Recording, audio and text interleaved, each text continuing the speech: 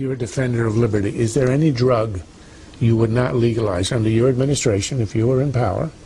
Could I walk into any store and buy marijuana, heroin, meth, or crack cocaine? Is there any that you would not allow me to buy on the free market? Yeah, the way I understand the Constitution, the federal government shouldn't be in this business of legalizing anything, so the federal government shouldn't make anything illegal. But the states have this authority to do it. I mean, the federal government tried to make alcohol illegal, and prohibition doesn't work very well. Meth and alcohol aren't exactly equivalent. Well, yeah, I know, but if you compare it to marijuana, alcohol kills a lot more people than marijuana. I agree, but my position is, to answer your question, my position is the federal government should butt out because they've only been involved in about 100 years and they've sort of messed up. We've spent over $1 trillion on the war on drugs, hasn't done a bit of good. The states still have prerogatives on alcohol. They have it, and they can protect children and do all these things. So yes, there's a way. It's not like when you legalize something, you endorse something. It's just dealing with it in a different manner. So the states would still have a prerogative on dealing with it. If you're a believer in liberty as a principle, and you were, say, the governor of Texas, why would you, as governor of Texas, any more want to make it illegal to purchase crack than you would if you were the president? I understand the principle of federalism, but as a matter of principle, why would you, as governor, not want to cancel all the laws in Texas that outlaw the purchase of these drugs? Why would you want to cancel out what the founders gave us in our documents? And it was always legal up until last century, at 19. So you would legalize if you were the governor? I would let the states do it, and that would be the way that it's supposed to be done. And it was that way. I don't know why we've given up on liberty so soon, because are you going to use it if somebody legalizes something? This whole idea that it's legal, you're all going to be drug addicts. It depends what you're offering me. Congressman, nobody uses it because it's legal. They use it because it's illegal. On the same line, you have an ad out about pro-life. And what is your position on the federal government's role in abortion? And what should be legal and what shouldn't be legal? If you make that argument on the drugs, are you making the argument then that the federal government should be out of pro-life, pro-choice? Sure. That would be the logical conclusion. But there's a little bit, I mean, when the government's so much involved in medicine, you better make sure they don't use our money to do abortions. The military, you can have some controls there. But the federal government cannot, I mean, this is the whole reason why Roe versus Wade made such a mess of it. It was a Texas law, they prohibited it. There was Roe versus Wade, they nationalized it. Now, many right-to-life people are saying, what we need is a Supreme Court ruling and amend the Constitution, but they don't accept my bill, which removes the jurisdiction. I would remove the jurisdiction, that's We the People's Act, on these various things, and just say that if the states do something, try to, get the federal government out of it. We don't want the Supreme Court legislating as they did in Roe versus Wade. So I would apply the same rule to that.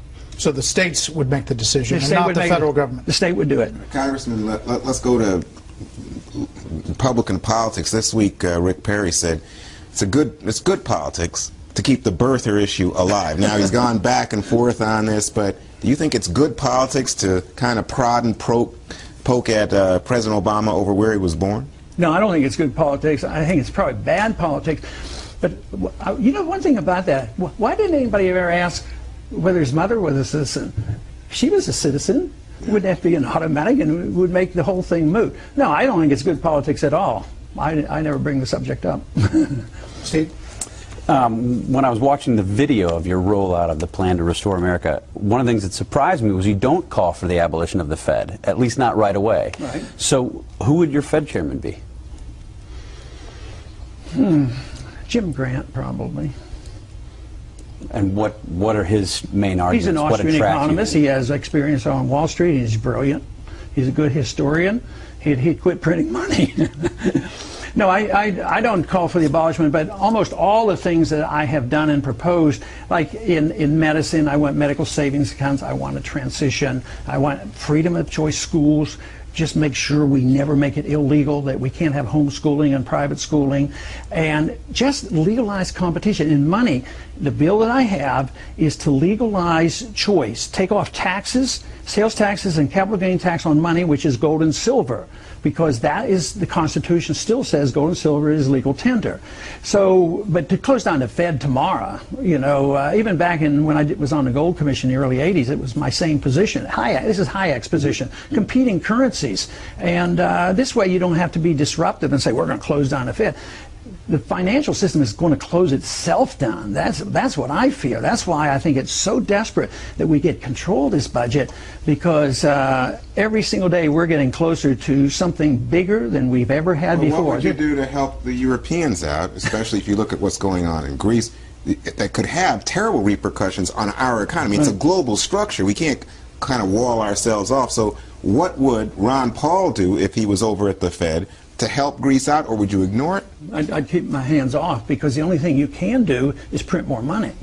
See, it looks like our economy was saved by the bailouts and the Fed creating $15 trillion and sending $5 trillion overseas. Sure, it temporized it, but it's also ushering in the age of inflation, and it's perpetuated There's no inflation. Oh, it's 9% right now. If you use the old CPI, it's 9%. And even our own government admits that it's over 3 today. It's tiny. Come on. Talk to this consumer. Do you go shopping? Congressman, if you're okay for a couple more questions, I know we're at 7:15. If you're okay, Mans of South Carolina wants to know who your VP pick would be. I'm going to win the nomination first before I pick him. Matt Simon would like to know how President Paul would immediately stimulate the economy. Immediately. Well, since I want the troops home, and I can do that as president, you bring the troops home from Korea and all these places, have them spend all that money here. And that would be a little boost until we iron out our foreign policy, but bring the troops home and let them spend their money, and send a signal that all the regulations written and all the executive orders that compounded our problems in the financial sector, the president can do a lot to change that. We're over-regulated and overtaxed. You need Congress to get the taxes back in order, but you need to send a signal. We're going to live within our means. We're going to have sound money. We're going to shrink the size of the Federal Register, and we'll go back to sanity and have our Constitution back someday. Jeff says, what about the fair tax? Where do you stand? I probably would vote for, I'm not a co-sponsor. The fair tax is the sales tax, and I don't think it's completely fair. It's not fair to retired people, and it's not fair to, it's a regressive tax. I think the poor, you know, get stuck with that. What would your tax plan be? 0, 0, 0. I mean, I would like to get rid of the income tax and the corporate tax and shrink the size of government. And we only have had an income tax since 1913. So wait. Anything 0, 0, 0. You mean to tell me? Yeah, I know. But what is the real President Paul going to do on taxes? I'd do anything I can to lower them. Anything and everything. Tax is a burden. But the reason I don't emphasize that as much, and I'm not on any bills, is spending is the tax. Spending takes the money out of the community, then they tax us, then they borrow it, and then they print it. And it all goes back and destroys the economy, pushes the prices up for the poor, and the poor suffer more than the rich. The characteristic of the destruction of a currency, we're about 98% devaluation since the Fed came in. When you destroy a currency, and this comes from Austrian economics, that there's a transfer of wealth from the middle class to the wealthy. And this is why the Wall Streeters are right, but I'm not sure the occupiers understand this. But this is always the case. And then they get the control and the power, they get the bailouts. But what happens to the middle class? They lose their jobs and they lose their houses. So But if you do a massive cut at the beginning of a Paul presidency, right, doesn't that in itself affect the economy in a detrimental way immediately? Not necessarily. Study what happened after World War II. 10 million people came back. They weren't given jobs. The military budget was slashed, I think, approximately 50 or 60%. Taxes went down. And all of a sudden, jobs became available again. But they didn't have to worry about 10 million people. Where were they going to go? And I'm not even advocating that. You know, it's going to be through attrition. My program gets rid of people through attrition, and it won't be overnight, just as the Federal Reserve is through attrition and through gradual changes. Charles, last one. Well, this is sort of out of left field, but if a major waterway, the Suez Canal or the Panama Canal, fell into hostile hands, what would you as Commander-in-Chief do, if anything? I'd look at it and study it and find out if it was a threat to our national security and go to the Congress, find out if they want to declare war, who the enemy is, and take care of it and get it over with. Clive in Ireland, Dr. Paul has delivered 4,000 babies. Is that harder than politics? It's, well, I better not say what I was going to say. It's messier? Was that what you're going to say? I mean, it's a lot more enjoyable than being grilled. You know, medicine is wonderful, and delivering babies was wonderful. And as my wife always said, you know, OB doctor is one of the few doctors that gives you something. A lot of times, a doctor can only give you your health back. There was something very wonderful about it, and I loved it. Like I said, they didn't usually give me too much grief. Those babies were glad to get out. Do you need to win Iowa? Where do you need to finish? In the top. I would be disappointed with third, but I should be. I mean, if I come in third, I'm still alive, but I think I better do first or second in a couple of those. I have to do well in January. Okay. Congressman Paul, thank you very much for the time.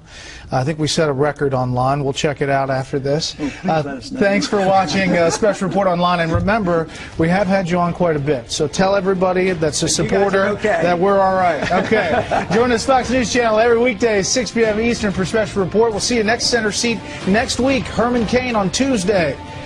Control Room. See you later.